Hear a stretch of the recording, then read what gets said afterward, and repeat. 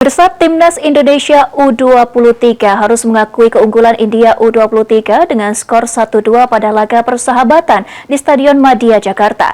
Meski kalah, pertandingan tersebut menjadi ajang penting bagi pelatih Indra Syafri untuk mematangkan kualitas dan kekompakan tim muda Garuda.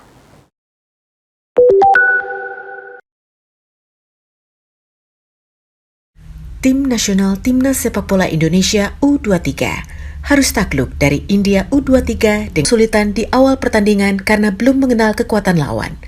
Namun perlahan mampu beradaptasi dan menunjukkan perkembangan permainan.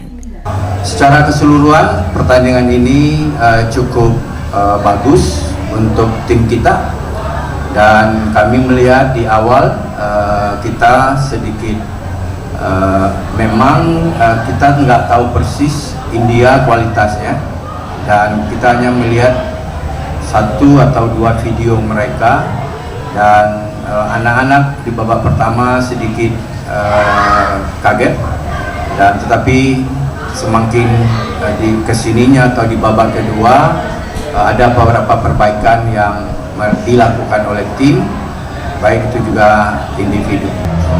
If you see what we planned in the beginning and we got the goals, the way Indonesia plays, and we were bang on our plan and we got 2 early goals. So I would appreciate my boys the way they fought back. Back in India, we are going through a lot of issues regarding the league, and then the players are not fit, and the way they play, it shows the character what they've been. Adapun laga uji coba antara Indonesia U23 dan India U23 masih akan berlanjut pada 13 Oktober mendatang. Pelatih Indra Syafri menyebut pertandingan kedua itu akan menjadi momen untuk melihat hasil evaluasi dan peningkatan kinerja tim setelah uji coba pertama.